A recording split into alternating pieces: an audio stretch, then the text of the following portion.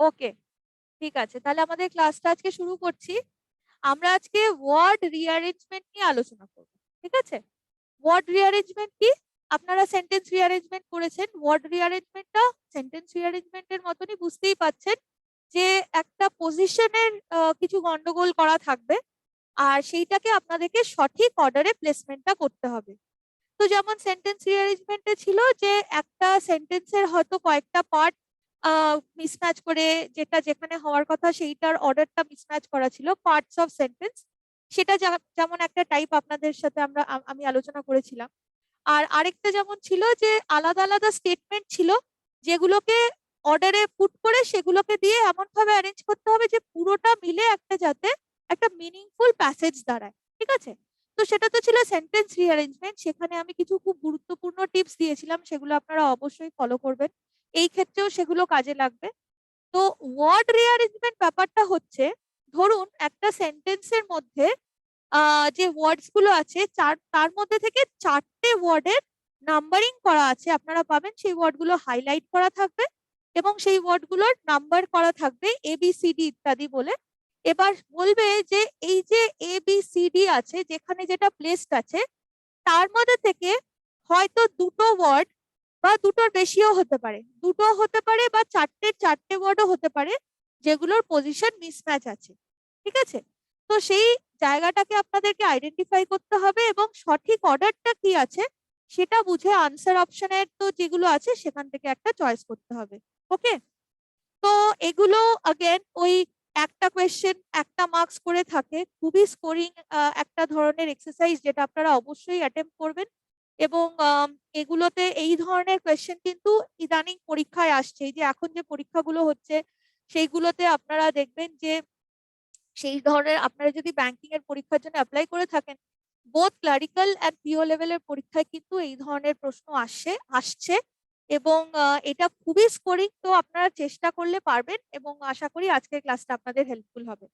So let's begin. কোয়েশ্চেনটা আগে একটু পড়ে নেওয়া যাক। In each of the following questions, a grammatically correct and meaningful sentence is given, with 4 words given in bold in each. Which of the following words should replace each other to form a meaningful and grammatically correct sentence? If the sentence is correct as it is, then select option 5 as your option. তার মানে যেটা বললাম, তাই দেখুন 4টে ওয়ার্ডকে highlight করা আছে, ABCD বলে মার্কও করা আছে। ঠিক আছে, আগে নাম্বারটা আছে মানে ABCD সেটা বলা আছে এবং তারপরের ওয়ার্ডটাই দেখুন হাইলাইট করা আছে সবগুলো, যেমন এখানে আছে ওয়ান্টস, হ্যাভ, আর, সাকসেস ইত্যাদি। ঠিক আছে, এবার এই যে 4টে রয়েছে, 4টের মধ্যে থেকে হয়তো দুটো ওয়ার্ডের মানে প্লেস মিসম্যাচ আছে। এরকম হতে পারে যে AD, ঠিক আছে, আবার ACও হতে পারে, তার মানে এটা এটার জায়গায় বসবে, এটা এটার জায়গায় বসবে। ঠিক আছে, আবার এরকমও হতে পারতো এইটা এটার জায়গায় বা এটা এটার জায়গায়। তো একটা পেয়ারে মিসম্যাচ থাকবে, অবভিয়াসলি মিনিমাম তো একটা পেয়ার মিসম্যাচ হতেই হবে, যেহেতু একটা অন্য আরেকটা জায়গা অকুপাই করেছে, তার মানে সেটা ওইটার জায়গায় রয়েছে, তাই তো? তাহলে হয় একটা সেরকম পেয়ারে মিসম্যাচ আপনাদেরকে বার করতে হবে, অথবা there could be 2 pairs also, তার মানে এই 4টেরই পজিশন মিসম্যাচ আছে। দুটো দুটো করে ভাবতে হবে আপনাদেরকে, হ্যাঁ, কেননা এটা ধরুন ডিটার জায়গায় এ হবে, তাহলে কিন্তু সেই ডিটা কোথায় বসবে, এর জায়গাতে। ঠিক আছে, তো আবার ধরুন বি এর জায়গায় সি বসবে, তাহলে সি এর জায়গায় কে বসবে, বি বসবে। ওকে, তাহলে অপশন এরকমও হতে পারে, যেমন এখানে রয়েছে সিবি বা এডি বা বিডি, এরকম কিছু। আবার কিছু কিছু কোয়েশ্চেনে আপনারা পাবেন, সেটা আমরা পরের দিকে কোয়েশ্চেন গুলোতে পাবো, যে হয়তো কম্বিনেশনে থাকতে পারে, যেমন এডি আছে তো তার সাথে হয়তো বি অ্যান্ড সি হয়তো থাকবে, যেটার মধ্যে মিসম্যাচ রয়েছে। ওকে, একটু সেগুলো একটু টাইম টেকিং হয়, যে যদি মোর দ্যান 1 পেয়ার হয়, তার মানে দুটো যদি পেয়ার হয় আর কি, সেই জিনিসটা আপনারা পিও লেভেলের পরীক্ষায় এক্সপেক্ট করতে পারেন। আদারওয়াইজ ক্লারিক্যালের পরীক্ষায় কিন্তু এরকম একটাই আসতে আমি এখনো পর্যন্ত দেখেছি। আচ্ছা, তাহলে শুরু করা যাক আমাদের কোয়েশ্চেন গুলো। দেখুন প্রথম সেন্টেন্সটা কি আছে। আচ্ছা, এটা শুরু করার আগে কয়েকটা টিপস আপনাদেরকে আমি একটু দিয়ে দেবো। যখন দেখছেন যে আমার একটা জিনিস বোল্ডে রয়েছে, সবকটার মধ্যেই যে গন্ডগোল আছে, সবকটাই যে ভুলভাল জায়গায় বসানো আছে তার কোনো মানে নেই। হয়তো দুটো যে কোনোর মধ্যে প্রবলেম থাকতে পারে, কিন্তু আমরা সবকটাকেই ধরে দেখবো, মানে একটা যদি আইডেন্টিফাই করেও নি, তাও টু বি রেস্ট অ্যাসিওর আমরা বাকিগুলোকেও একবার দেখে নেবো, ঠিক আছে। পার্টিকুলারলি তখন দেখবো যখন আনসার অপশনে দেখবো যে ওরকম ডাবল পেয়ারে আনসারে কোথাও একটা রয়েছে, ঠিক আছে। আচ্ছা, আর যদি একটা করে বুঝে যান, ধরুন এটা দেখলেন আর সিটা দেখে মনে হলো যে আচ্ছা এইটাতে প্রবলেম, তাহলে যদি শিওর থাকেন তাহলে করার দরকার নেই। আচ্ছা, সর্বপ্রথম যেই জিনিসটা বলি, আমি সব ক্ষেত্রে বলি, আবার বলবো আজকে, যে এই ধরনের কোয়েশ্চেনও যাই পান না কেন, আপনারা এরার কারেকশন পান কি অন্য কিছু পান, এই ধরনের জিনিস যদি পান, তাহলেও কিন্তু আপনাদেরকে সেন্টেন্সটা দুবার অবশ্যই পড়তে হবে, ঠিক আছে। প্রথমবার আপনারা পড়বেন, কেন পড়বেন? পুরো কন্টেন্টটা বোঝার জন্য, মোটামুটি একটা আইডিয়া করার জন্য যে কি নিয়ে আলোচনা হচ্ছে। সেই কন্টেন্টটা যদি না বুঝতে পারেন, তাহলে কিন্তু মিসম্যাচ পজিশনের ওয়ার্ডস গুলো ঠিক করে আপনারা আইডেন্টিফাই করতেই পারবেন না, ঠিক আছে। তাহলে অবশ্যই আগে একবার পড়বেন পুরো কন্টেন্টটা বোঝার জন্য, সেখানে বেশি সময় নষ্ট করবেন না, তাড়াতাড়ি করে পড়ে উইদাউট স্টপিং এনিওয়্যার আপনারা এগিয়ে যাবেন, ঠিক আছে। একটা ওভারঅল আইডিয়া পাওয়ার জন্য করছি, বেশি ডিটেলে ঢুকছি না, ওকে। আচ্ছা, সেকেন্ড যে জিনিসটা মাথায় রাখতে হবে সেটা হচ্ছে যে আমি যেই একটা একটা করে যখন আমি সেকেন্ড টাইম পড়ছি, এবং এতটা পড়তে পড়তে আমি প্রথমটা অপশনটায় পাচ্ছি, ঠিক আছে। আমার মনে রাখতে হবে যে ওয়ার্ডের আগে যা আছে এবং পরে যা আছে সেই জিনিসটাকে কিন্তু আমাকে কাজে লাগিয়ে আমাকে বুঝতে হবে যে ওই ওয়ার্ডটা ওখানে থাকাটা জাস্টিফাইড কি জাস্টিফাইড নয়, ওকে। তো আমি সেই আমার কমন সেন্সটাকে কাজে লাগাবো, যে আগে কি আছে এবং পরে কি আছে, রাইট। ধরুন আগে একটা নাউন আছে, হ্যাঁ, আমি সেন্টেন্সের শুরুর দিকেই এটাই পাবো, ঠিক আছে। আমি দেখে নেব যে এর আগে যা আছে সেখানে কোনো কি কি রয়েছে, কন্টেন্ট কি কি রয়েছে। প্রথমেই সেন্টেন্স যখনই আমরা পড়ি তখন আমি কি বলেছি, সাবজেক্টটাকে আগে বুঝে নিন, কোন বিষয় নিয়ে কোন জিনিসকে নিয়ে আলোচনা হচ্ছে সেন্টেন্সে। তো সাবজেক্টটা বোঝা হয়ে গেল। অনেক সময় এটা এরকম থাকে যে সাবজেক্ট তো দেওয়াই থাকে, তারপরে যে ভার্বটা সেটাই হয় প্রথমটা, ঠিক আছে। এবার সেটা ঠিকও থাকতে পারে, ওখানে ওই ওয়ার্ডটা থাকার কথা ওটাই রয়েছে, অথবা হয়তো ভুল কিছু রয়েছে, ঠিক আছে। তো যদি সাবজেক্টের ঠিক পরে দেখছেন আসছে, তার মানে সেটা ভার্ব হতে পারে, ইজন্ট ইট সো? তো ভার্ব যদি হলো, তাহলে ভার্বের ফর্ম টর্ম ঠিকঠাক আছে কিনা, কেননা হয়তো এরকম হতে পারে যে আপনি এই সেন্টেন্সের একই সেন্টেন্সে হয়তো দেখবেন চারটে ভার্ব কি দুটো তিনটে ভার্ব মার্ক করা আছে। এবার যেটা দেওয়া আছে সেটাই ঠিক ভার্ব নাকি অন্য কোনো একটা ভার্ব ওখানে বসবে, সেটা দেখার উপায়টা কি, যে আপনি সাবজেক্টের সাথে ম্যাচিং করে নেবেন। সাবজেক্টের সাথে কি করে ম্যাচ করতে হয় আমি বলে দিয়েছি। সাবজেক্টের নাম্বার এবং পার্সন ধরে, সিঙ্গুলার প্লুরাল এবং first person second person third person সেই ধরে আপনি ভার্বটা চুজ করছেন, ঠিক আছে। তাছাড়া আরো কিছু জিনিস মাথায় রাখতে হবে, যদি ভার্ব নিয়ে আমাদের কনসার্ন হই আমরা, যে ওই ভার্বটা ওই জায়গায় বসবে কি বসবে না, তাহলে ভার্বের আরো কিছু এলিমেন্টকে দিয়ে আমাকে জাজ করতে হবে, ঠিক আছে। একটাই তো ওয়ার্ড হাইলাইটেড থাকবে, তার সাথে হয়তো কোনো মোডাল ভার্ব থাকতে পারে, can could shall should may might ইত্যাদি, হ্যাভ হ্যাজ হ্যাড ওরকম কিছু থাকতে পারে, মানে কোনো helping verb, modal verb, auxiliary verbs এরকম কিছু হয়তো আপনারা পাবেন, ঠিক আছে। এবার ওইটাকে দেখে আপনাদের বুঝতে হবে যে ওই জায়গাতে ওই ভার্বটা ঠিকঠাক বসানো হচ্ছে কিনা, ঠিক আছে। যদি আমার সেন্টেন্সটা পাস্ট টেন্সে থাকে, তাহলে সেরকম রেলেভেন্ট একটা আমাকে চুজ করতে হবে, মানে আগের আমি মোডাল ভার্ব, কেননা যদি টেন্সের কিছু তারতম্য হয় সেগুলো কিন্তু কোথায় চোখে পড়ে, আমার ওই হেল্পিং ভার্ব গুলোতেই চোখে পড়ে। মেন ভার্ব যদি শুধু একা থাকে তাহলে তার উপরেই পুরো ব্যাপারটা, টেন্সের ব্যাপারটা, দায়িত্বটা এসে পড়ে, কিন্তু যদি সাথে হেল্পিং ভার্ব, মোডাল ভার্ব ইত্যাদি কিছু থাকে, তাহলে কিন্তু চেঞ্জ গুলো টেন্স রিলেটেড ওইখানে দেখা যায়। তাহলে আমি ওগুলো দেখে চুজ করবো। ধরুন আগে একটা হ্যাভ আছে আর কি, পরের জায়গাটা এ বলে মার্ক করা আছে, ওখানে একটা ভার্ব বসবে সে তো বোঝাই যাচ্ছে। তো হ্যাভ যদি থাকে, তারপরে যদি একটা ভার্ব হওয়ার থাকে, হতে পারে যে সেটা ভি থ্রি হবে ওইখানে, কেননা আমরা যখন পাস্ট টেন্সে কথা বলি, পাস্ট টেন্স একটা হয় আর পাস্ট পারফেক্ট টেন্স আরেকটা হয়, ঠিক আছে। বা perfect tense present perfect future perfect হতে পারে। তো পারফেক্ট টেন্সের আগে সবসময় হ্যাজ, হ্যাভ, হ্যাড এগুলো বসে, ঠিক আছে। তাহলে ওরকম কিছু থাকলে আপনি বুঝবেন যে ওখানে হয়তো ভি টু হবে না, ভি থ্রি হবে, ঠিক আছে। তাহলে এইগুলো হচ্ছে পয়েন্টার্স। আরেকটা পয়েন্টার যেটা ভার্ব রিলেটেড সেটা বলে দিই, পরে হয়তো একটা প্রিপোজিশন আছে, ঠিক আছে? আপনারা জানেন যে ভার্ব আর প্রিপোজিশন কম্বিনেশনে কি তৈরি হয়? ফ্রেজাল ভার্ব তৈরি হয়, তাই তো? তাহলে ফ্রেজাল ভার্ব যদি হয়, ফ্রেজাল ভার্বটার ওভারঅল ওই পুরো জিনিসটা নিয়ে একটা মানে থাকবে।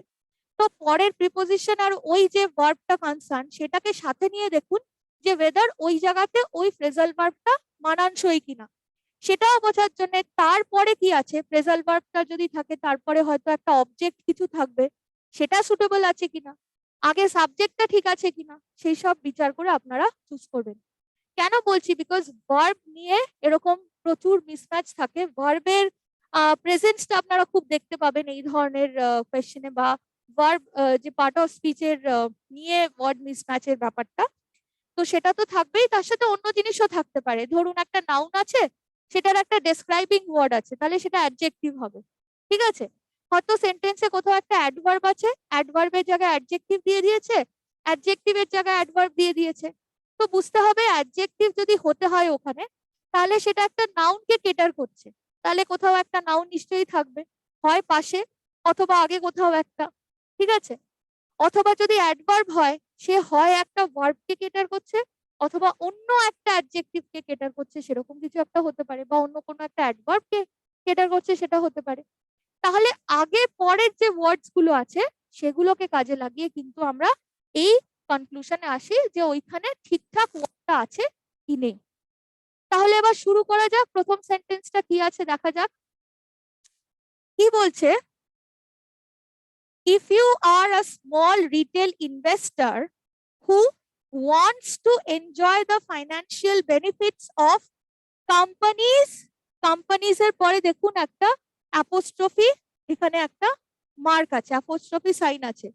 এস এর পরে যখন থাকে তখন বুঝতে হবে আমার যে পজেসিভ কেসটা হয়েছে এটা ভুল না, অনেক ক্ষেত্রেই থাকে। যেমন আমি যদি বলি গার্লস স্কুল, ঠিক আছে, তার মানে মেয়েদের স্কুল, আমরা অ্যাপোস্ট্রফিটা কখন ইউজ করি? তাদের বাড়ি, অমুকের বন্ধু, তমুকের স্কুল, এরকম বলি তো।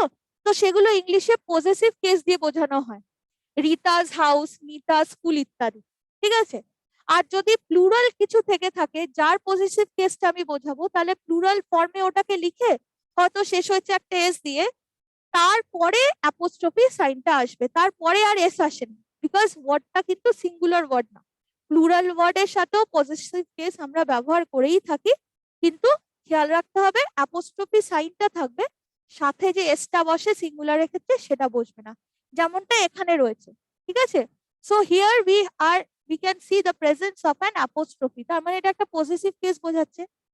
ঠিক তার পরের যে ওয়ার্ডটা সেটাই হচ্ছে হ্যাভ। এবার আমি দেখছি যে এইটা হ্যাভ আছে, তার মানে এটা ভুল আছে। কেন? পজিটিভ কেস কিসের হয়? একটা নাউনের আরেকটা নাউনের ওপরে অধিকার নিয়েই তো পজিটিভ কেসটা হয়। যদি আমি বলি টিনাস স্কুল, রিনাস হাউস, তার মানে একটা নাউনের আরেকটা নাউনের ওপরে অধিকার, সেটার বেসিসে আমি পজিটিভ কেসটা দেখাচ্ছি। তার মানে আগে যদি আমার একটা পজিটিভ কেসওয়ালা নাউন থাকে, তার পজেশনটা কিসের ওপরে আছে সেই ব্যাপার সেখানে আসবে।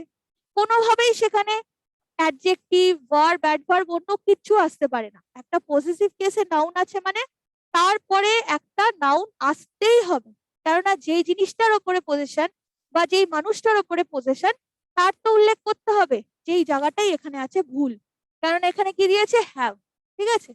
এবার আমরা পড়তে থাকি। but are not interested in the voting powers, SEBI's approval. দেখুন এখানে আরেক অ্যাপোস্ট্রফি পাচ্ছে, ঠিক আছে? সেবি's অ্যাপ্রুভাল, সেবি একটা নাউন, একটা একটা এন্টিটি, একটা অর্গানাইজেশন, সেটার সাথে সেটা একটা নাউন, তার সাথে অ্যাপোস্ট্রফি দিয়েছে, তার অ্যাপ্রুভাল। অ্যাপ্রুভাল কথাটা একটা অ্যাবস্ট্রাক্ট নাউন কিন্তু নাউন, ঠিক আছে? কার অ্যাপ্রুভাল? সেবির অ্যাপ্রুভাল, সেবি's অ্যাপ্রুভাল, ঠিক আছে? তাহলে এখানেও একটা হওয়া উচিত ছিল, ছিল না, সেটা আমরা এখন খুঁজবো। Approval to list unlisted companies with superior rights may success just expanded your investment universe. Again may success বলা আছে, ঠিক আছে? এই জায়গাটাও ভুল, এই জায়গাটাও ভুল। কেন এই জায়গাটা ভুল? বিকজ মে হচ্ছে একটা অক্সিলারি ভার্ব, একটা মোডাল ভার্ব, আমি পড়িয়েছি আপনাদেরকে, ভার্ব যখন পড়িয়েছি তখন পুরো মোডাল ভার্ব যত রকম হয় সমস্ত কিছু আপনাদের পড়িয়েছি। আপনারা ভার্বের চ্যাপ্টারটা যদি না অ্যাটেন্ড করে থাকেন, যদি না দেখে থাকেন, ইউটিউব চ্যানেলে আপলোডেড আছে, আপনারা ডেফিনেটলি দেখবেন। ওখানে পুরো ডিটেইলে বলা আছে may, might, can, could, shall, should, will, would ইত্যাদি, যেগুলো সমস্ত হচ্ছে মোডাল ভার্বস। আর মোডাল ভার্বস এর একটা বিশাল বড় ক্যারেক্টারিস্টিক্স হচ্ছে যে সেগুলো কখনো নিজের একা এক্সিস্ট করতে পারে না। ক্যান বলুন, মে বলুন, shall, should, will, anything you say, ওগুলোর সাথে সবসময় একটা ভার্বের প্রেজেন্স দরকার হয়। কিন্তু এখানে কি আমরা ভার্বের প্রেজেন্স দেখতে পাচ্ছি? মেয়ের পরে পাচ্ছি না। সাকসেস কথাটা হচ্ছে what? Success is a noun. Okay, success হচ্ছে নাউন। তাহলে মেয়ের পরে যেটা একটা মোডাল ভার্ব, তারপরে কি করে আসে? এখানে তো একটা কি হওয়া উচিত ছিল? সেখানে একটা অন্য কিছু হওয়া উচিত ছিল। দেখুন তারপরে কিন্তু ভার্ব আছে, কিন্তু মাঝখানে এই সাকসেসটা মিসম্যাচ। যেমন মে জাস্ট এক্সপ্যান্ডেড, আমি যদি এটাকে মাঝখান থেকে সরিয়েও দিই, ঠিক আছে, বাকি যা আছে তা দিয়ে কিন্তু হয়ে যেতে পারে। যেমন আমি বলি may just expanded, now this expanded word is a verb, এটার সাথে এই মডেলটা ম্যাচ করে যাচ্ছে। জাস্ট কথাটা ইজ অ্যান অ্যাডভার্ব, সেটা ভার্বের সাথে আছে, এটাও ম্যাচ। তাহলে এখানে কি বসতে পারে? এখানে এই হ্যাভটা বসতে পারে। ঠিক আছে, তাহলে পুরো ভার্বের ক্লাস্টারটা সুন্দরভাবে জাস্টিফাইড হয়ে যাচ্ছে। কিভাবে? একটা মোডাল ভার্ব পেলাম। আমরা এইটা আগেও আলোচনা করেছি, একটা মোডাল ভার্বের সাথে থাকতে পারে অনেক কিছু, যেমন একটা হ্যাভ, হ্যাজ, এরকম কিছু থাকতে পারে। যেমন হ্যাজ হবে না, হ্যাভ হবে। যেমন আমি বলতে পারি could have, may have, shall have, might have, we can say like this. Just like that এখানে কি হবে?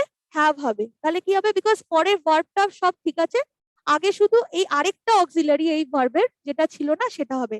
তাহলে এটা কি হবে? May have just expanded.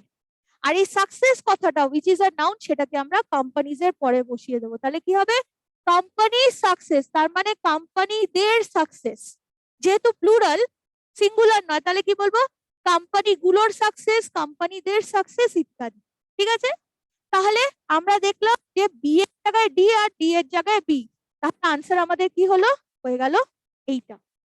আর বাকি ঠিকই ছিল, বিকজ যখন এখানে কোনো এন্টিটিস কে নিয়ে কথা বলছি, তারপরে দেখুন আর নট ইন্টারেস্টেড, প্লুরাল কে নিয়ে হয়েছে, সে তো বোঝাই যাচ্ছে। তারপরে তার ভার্ব হিসেবে বলছে আর নট ইন্টারেস্টেড, তো কোম্পানি সাকসেস যাই হচ্ছে, এই যে রিটেল ইনভেস্টর যাই হলো হলো, হ্যাঁ। তো আমার কিন্তু বাকি কোনো কিছুতে কোনো গন্ডগোল নেই, যা ছিল সমস্যা এখানে ছিল। যেমন ওয়ান্টসটা এখানে ঠিক ছিল, if you are a small retail investor who wants, এই যে হু, হু এর সাথে ম্যাচিং ওয়ান্টস আছে, no problem with that, isn't it? আমি একটা রিটেল ইনভেস্টরকে নিয়ে কথা বলছি, যদি আপনি একজন রিটেল ইনভেস্টর হয়ে থাকেন, তার মানে we are talking about a third person singular number, তার সাথে ভার্বের ম্যাচিং ওয়ান্টস একদম ঠিক আছে, যেমন হি ওয়ান্টস, শি ওয়ান্টস, সেরকমই আ স্মল রিটেল ইনভেস্টর ওয়ান্টস। ঠিক আছে, কিচ্ছু না, আপনারা যা যা এতদিন পর্যন্ত পড়েছেন, যেমন এরর কারেকশনে সেই জিনিসটা ইমপ্লিমেন্ট করেন, যেমন ফিল ইন দ্য ব্ল্যাঙ্কসে সেই জিনিসটা ইমপ্লিমেন্ট করেন, এখানেও ওই জিনিসগুলো ইমপ্লিমেন্ট করে আপনাদের করতে হবে।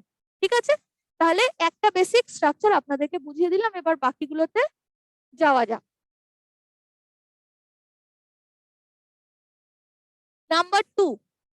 নাম্বার টুটা আপনারা ট্রাই করতে পারেন। ঠিক আছে, কি আছে এখানে বলা? The auto policy also envisages economic penalty for manufacturers who do not meet corporate average targets and contemplates a system where credits under the scheme can be banked and traded. Okay, আচ্ছা, এই ক্ষেত্রে আমি দুটো তিনটে ওয়ার্ডের মানে বলে দেবো। ঠিক আছে, যেমন কন্টেমপ্লেটস কথাটার মানে কি আছে এখানে একটা আমি দেখলাম, হ্যাঁ কন্টেমপ্লেটস কথাটা, আচ্ছা এনভিসাজেস কথাটার মানে আগে বলে দিই। এনভিসাজেস কথাটার মানে হচ্ছে ফোরকাস্ট বা প্রেডিক্টস। ঠিক আছে, এনভিসাজেস কথাটার মানে হচ্ছে ফোরকাস্ট অর প্রেডিক্টস বলা যেতে পারে। ওকে, আচ্ছা, আর এই যে কন্টেমপ্লেট কথাটার যেটা মানে আছে, কন্টেমপ্লেট কথাটার মানে হচ্ছে টু কনসিডার বলতে পারি, টু রিগার্ড বলতে পারি। ঠিক আছে, to consider or to regard বলতে পারি, এগুলো বলতেই পারি। আচ্ছা, তাহলে প্রথম থেকে আরেকবার পড়া যাক। দ্য অটো পলিসি, এটা হচ্ছে আমাদের সাবজেক্ট, ঠিক আছে। অলসো যদি এনভিসাজেস বলি তাহলে ফোরকাস্ট হয়। তারপরে কি বলেছে, ইকোনমিক পেনাল্টিস, ঠিক আছে, for manufacturers who do not meet corporate average targets and contemplates a system, ঠিক আছে। এবার দেখুন এনভিসাজেস কনসিডার্স, আমি যদি এনভিসাজকে ফোরকাস্ট বলি তাহলে সেটা এখানে হয়তো চললেও চলতে পারে, কিন্তু এই যে এখানে সিটা আছে, হ্যাঁ, যেমন বিটা ঠিক আছে, বিটা আগে বলা হলো না, সরি বলে দিই, who do not meet corporate average targets, এটা কিন্তু ঠিক আছে, কেননা মিট কথাটা এমন একটা কথা যেটা আমরা টার্গেটের সাথে অ্যাসোসিয়েট করি, ঠিক আছে। যেমন টার্গেট অ্যাচিভ করা, মিট মানে টু অ্যাচিভ, তো পরে কি আছে যে মিট কর্পোরেট অ্যাভারেজ টার্গেটস, তো এই টার্গেটস কথাটার সাথে মিটস কথাটা বেশ মিলে যাচ্ছে, এখানে মনে হচ্ছে না কোনো ভুল আছে, কিন্তু গন্ডগোল লাগছে এই জায়গাটায়। হ্যাঁ, কন্টেমপ্লেটস মানে আমি কি বলেছি, কন্টেমপ্লেটস মানে আমি বলেছি থিঙ্ক অ্যাবাউট, কনসিডার, রিগার্ড, এগুলো কিছু একটা, ঠিক আছে। কিন্তু আমি যদি বলি কন্টেমপ্লেটস আ সিস্টেম, কন্টেমপ্লেটস আ সিস্টেম মানে কি, regards a system, things about a system, না, সেই নিয়ে তো কথা হচ্ছে না। রাদার আমি যদি এইটাকে এইখানে করে দিই, দেখা যাক কি হয়। The auto policy also contemplates economic penalties, also contemplates economic policies মানে হচ্ছে অলসো রিগার্ডস, ঠিক আছে, অলসো রিগার্ডস মানে আমি যদি এটাকে কন্টেমপ্লেটস বানিয়ে দিই তাহলে অলসো রিগার্ডস বা contemplates economic penalties for manufacturers who do not meet corporate average targets and envisages, এটাকে যদি বানিয়ে দিলাম, কেননা সিটা যখন আমি তুলে এর জায়গায় আনছি তাহলে এটাকেও আমাকে সি এর জায়গায় বসিয়ে দিতে হবে, ঠিক আছে। অ্যান্ড এনভিসাজেস মানে ফোরকাস্ট আ সিস্টেম, এটা কেন বুঝলাম, সরি জাস্ট আ মিনিট,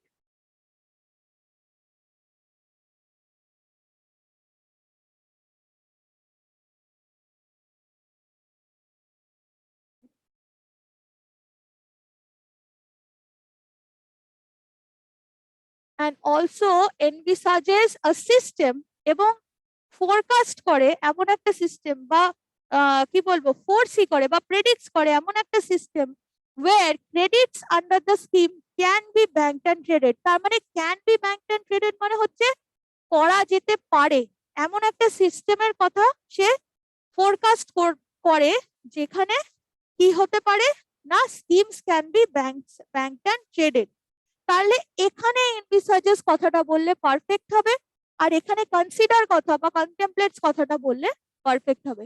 তাহলে আমরা কি পেলাম, এ আর সি তে গন্ডগোল, তাহলে আনসার হবে 2 এ আর সি।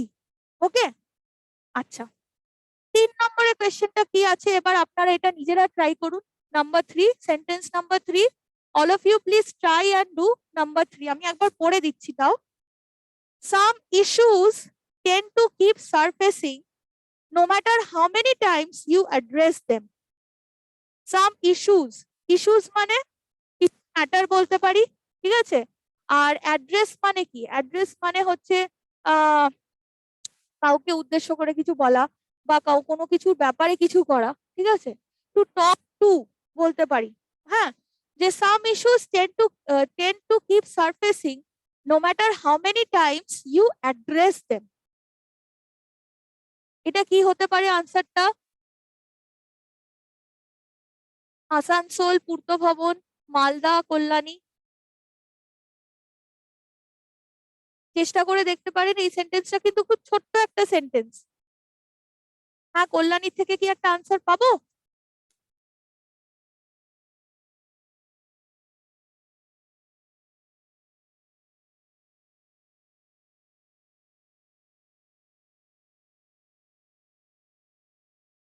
और Malda baby, try at least, try তো করতেই হবে, না চেষ্টা করলে তো হবে না, চেষ্টা করুন কি হতে পারে। হ্যাঁ আসানসোল বলুন। Number 5, absolutely correct, the answer is number 5, no interchange possible. যখন আমরা দেখবো যে কোনোটা দিয়ে আমার কিছু চেঞ্জ করার কোনো স্কোপ নেই, তার মানে যা যেমন আছে একদম ঠিক আছে, তখন আমরা কি করব, এই 5 নম্বরটাকে চুজ করব। 5 নম্বরটা এই ক্ষেত্রে কি বলা থাকে, নো ইন্টারচেঞ্জ পসিবল। ঠিক আছে, নো ইন্টারচেঞ্জ পসিবল। ওকে, এবং that is absolute the correct answer which Asansol has given us. তাহলে একদম ঠিক আছে, এটার মধ্যে কোনো গ্রামাটিক্যালি মিস্টেক নেই, যেখানে যা ওয়ার্ড আছে সব একদম অ্যাবসলিউটলি কারেক্ট রয়েছে।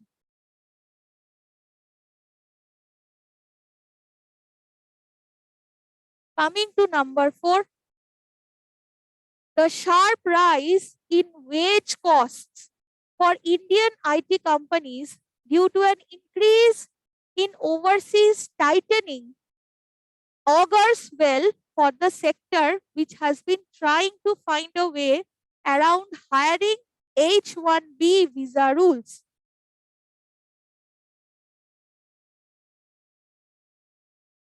এটা কি হতে পারে?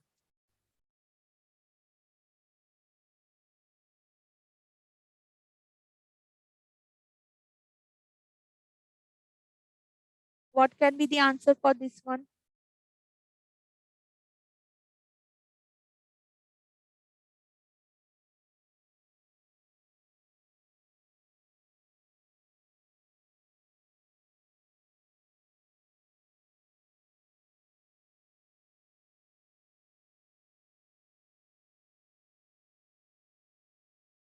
The sharp rise in wage costs for Indian IT companies due to an increase in overseas tightening augurs well for the sector which has been trying to find a way around hiring H-1B visa rules. আচ্ছা, প্রথম থেকে পড়া যাক। ঠিক আছে, প্রথমটা কি বলছে, the sharp rise in wage cost. Wage কথাটা বলা আছে, তারপরে কস্ট কথাটা বলা আছে। দেখে মনে হচ্ছে যে এটার মধ্যে কোনো ভুল নেই। ঠিক আছে, ওয়েজ ওয়েজের কস্ট যদি বলি, তাহলে there is nothing wrong in this one. Sharp rise in what? Sharp rise in wage cost for Indian IT companies due to an increase in overseas tightening. Now এই জায়গাতে একটু গন্ডগোল লাগছে। ঠিক আছে, টাইটেনিং কথাটা কেন হবে? ঠিক আছে, টাইটেনিং মানে তো মানে কোনো কিছুকে জোরে, মানে বাঁধনটা কষে বাঁধা বা একটু শক্ত করা, ঠিক আছে, আরো স্ট্রিক্ট করা, সেটাকেই আমরা টাইটেন বলি। ইউজুয়ালি আমরা এই কথাটা কিসের সাথে অ্যাসোসিয়েট করি? কোনো রুল রেগুলেশন। ঠিক আছে, দ্য রুলস ওয়্যার টাইটেন, তার মানে rules were made even more strict, সেরকম বলা যেতে পারে, তাই না? কিন্তু এইখানে কথাটা ঠিক মিললো না, কেননা ওভারসিজ কথাটার সাথে কেন আসবে? ঠিক আছে, অগার্স well for the sector which has been trying to, এটা তো কোনো ভুল মনে হচ্ছে না।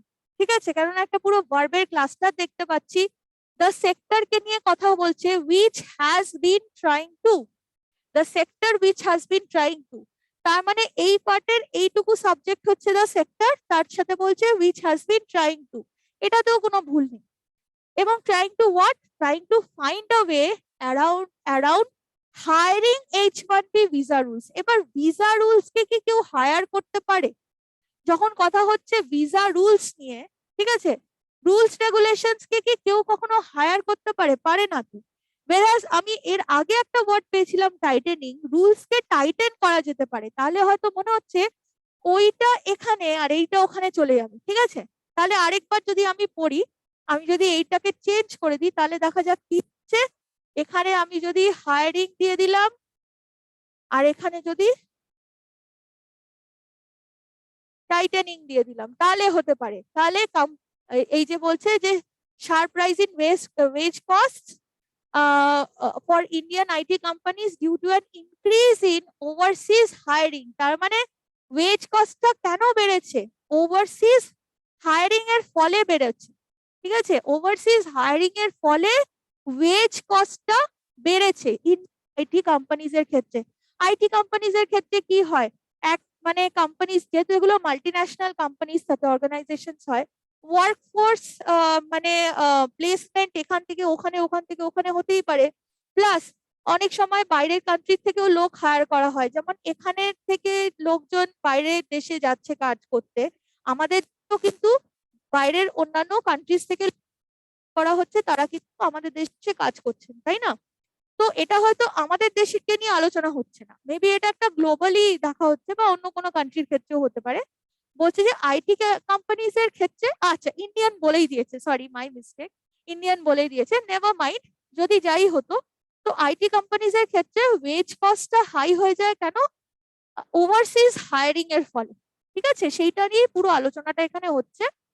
এবং বলছে যে এবং সেইটাকে which has been trying to find a way around tightening visa rules, এবং সেইটা কন্ট্রোল করার জন্য এবার কি করা হচ্ছে, ভিসা রুলস মানে আরো স্ট্রিক্ট করার উপরে তারা জোর দিচ্ছে। ঠিক আছে, বিকজ এই যে মানে হয়তো কেউ হয়তো আমাদের এখানে কাজ করতে এসছে বা কেউ বাইরের কাজ করতে গেছে, এবার ওভারসিজ হায়ারিং হচ্ছে, কেউ হয়তো এখান থেকে প্লেসমেন্ট পেয়েছে নরওয়েতে কিংবা ইউকে তে। এবার একটা যদি টাইম স্লট বেঁধে দেওয়া যায় যে সে ওখানে গেল 2 বছর থেকে চলে আসবে, এক্সটেন্ড করতে পারবে না তার স্টেটা, তাই না? তাহলে কি হয় যে তাহলে কোম্পানিরও কিন্তু কিছুটা হেল্পই হয়, তাই না? কারণ একটা ওয়ার্ক ফোর্সকে সে যদি একটা আউটস্টেশন পার্টিকুলারলি যদি ওভারসিজ বসিয়ে রেখে দেয়, তার পেছনে তো তার খরচাটাও বেশি হবে। সো সেই সব কথা মাথায় রেখে ভিসা রুলস টাইটেন করার কথা বলেছে। তো যেখানে rules that can be said about this thing, tightening visa rules. তাহলে আমাদের আনসার কোনটা হলো? B and D, that makes it number 3। ঠিক আছে, আচ্ছা এবারে আমি চাই 5 নম্বরটা আপনারা একটু চেষ্টা করুন। 5 নম্বরটা কি হতে পারে দেখা যাক, আমি সেন্টেন্সটা পড়ছি। With so much money falling into debt funds and rates flowing across the system, we also saw a reach for yield on the part of the funds. আরেকবার পড়ি, with so much money falling into debt funds and rates flowing across the system, we also saw a reach for yield on the part of the funds.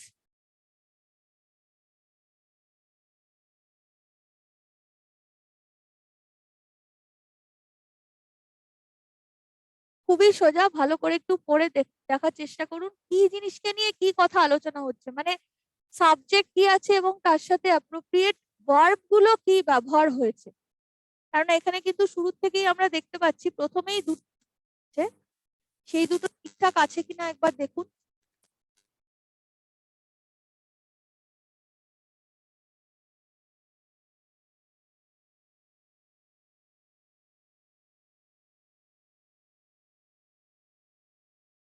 Asansol, Kalyani, Malda, কেউ উত্তর দিতে চাইবেন এইটা? পূর্ত ভবন,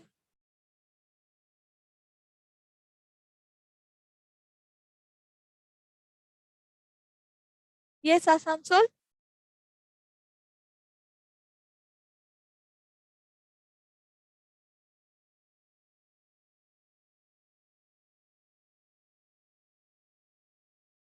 হ্যাঁ বলুন।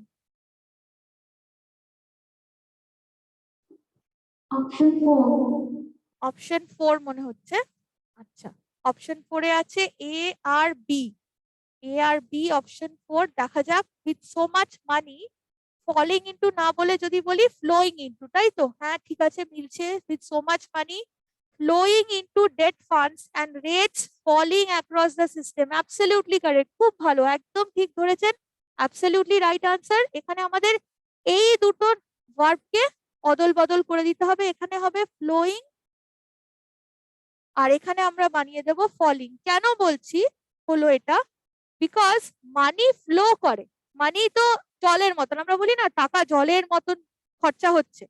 তো টাকার সাথে কিন্তু আপনারা জলের একটা খুব ভালো মিল পাবেন সব জায়গাতে, যখন খরচা হতে শুরু করে তখন ওই জলের মতনই খরচা হয়, মানে কলটা খুলে রাখলে যেরকম জল বয়ে যায়, টাকার ব্যাপারটা is almost like that, it is a very fluid kind of a situation. Okay, so like water flows money also flows, isn't it? So with so much money, আর এবং যখন এত অ্যামাউন্ট অফ মানির কথা বলছে, যখন বলছে সো মাচ মানি, তাহলে সেই মানিটা কি হবে, বয়েই চলে যাবে জলের মতন, তাই না? তো with so much money flowing into debt funds, মানে যেখানে where the with so much money যখন বলছে তার মানে হচ্ছে যেখানে এত টাকা ডেট ফান্ডস এ বয়ে চলে যাচ্ছে, ঠিক আছে? ফ্লোয়িং ইনটু, ইনটু প্রিপোজিশনটা যখনই থাকবে তখনই বুঝবেন কোনো কিছুর মধ্যে এন্টার করা, সেটাকে আমরা ইনটু বলি। যেমন আমি যদি বলি the trekkers entered into the tunnel, ঠিক আছে, টানেলের ভেতরে এন্টার করা, ঠিক আছে, বা হি ফেল ইনটু দ্য ডিচ, একটা গর্ত ছিল তার মধ্যে কেউ পড়ে গেল, ঠিক আছে।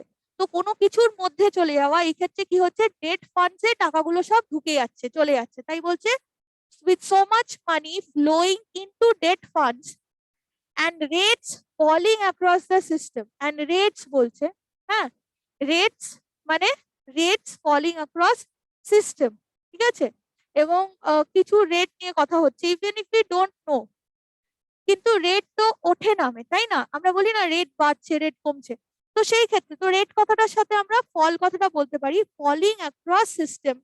We also saw a reach for yield on the part of the funds. কি ফান্ডস, কোথাকার ফান্ডস, কোনো কিছু বলে, তো আমরা সেই ব্যাপার নিয়ে কিছু মাথা ঘামাবো না, বাট এইটা কিন্তু খুব ইজিলি বোঝা যাবে। তো ভার্ব নিয়ে খুব আসে এরকম মিসম্যাচ পজিশন, সেগুলো আপনারা খেয়াল রাখবেন।